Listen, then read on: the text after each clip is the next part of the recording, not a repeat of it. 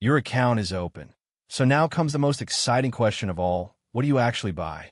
Walk into the market and you face thousands of choices, and that is exactly where beginners freeze. This is part 3 of our 4-part guide, and today we make that choice beautifully simple. By the end, you will know exactly what belongs at the very heart of a beginner's portfolio. At the highest level, you really only have 2 kinds of things to buy. The first is an index fund, a single basket that owns the entire market at once. The second is an individual stock, a share of one single company you choose yourself. Almost every beginner mistake comes from reaching for the second before mastering the first. Let us look honestly at the individual stock, the shiny and exciting option. When you buy one company, you're making a focused bet that this specific business will thrive. If you are right, the rewards can be enormous, and that is the seductive appeal. But if you are wrong, a single bad company can fall 50% or simply never recover. Picking winners also takes real research, real time, and a strong stomach for the swings. And remember, most paid professionals still fail to beat the simple index over time. Now look at the index fund, the calm, boring, quietly powerful option. With one purchase, you instantly own hundreds of companies across the whole economy. If a few of them fail, the winners more than carry the load, and the basket marches on. You need no research, no stock picking, and no sleepless nights over a single name. It is diversification handed to you in one low-cost, hands-off package.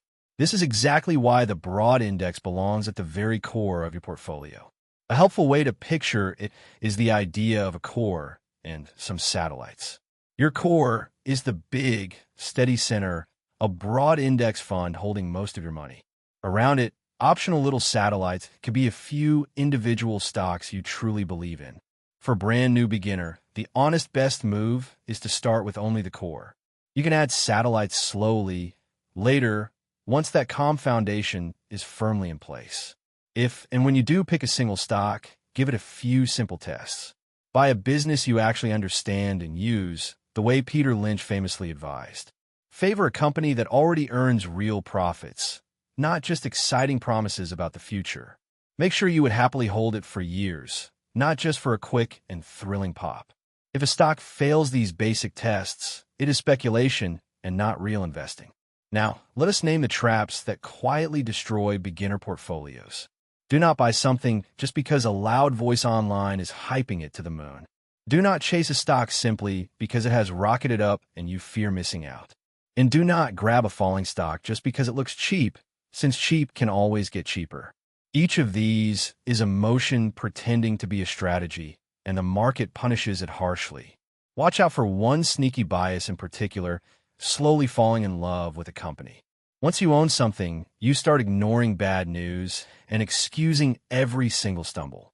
The index never has this problem because it holds everyone and quietly favors no one.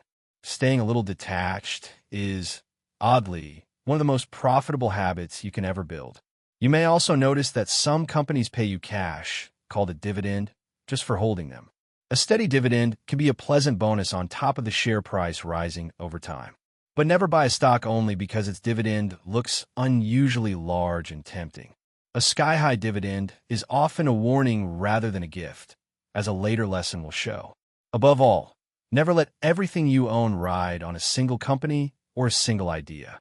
Spreading your money is the one true free lunch that investing actually offers you. The broad index does this spreading automatically, which is its quiet superpower. A beginner who simply owns the whole market has already beaten most of the competition. So let us lock in part 3 in one clean picture.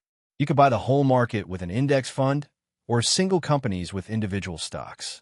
For a beginner, the broad, low-cost index is the sensible core of everything.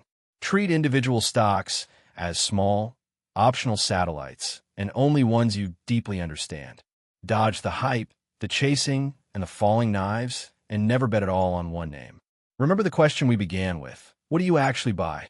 You buy the whole market first, calmly and cheaply, and decorate with care only later. In the next part, we put it all together and build your very first portfolio. I will see you in the next one, ready to make that first real purchase.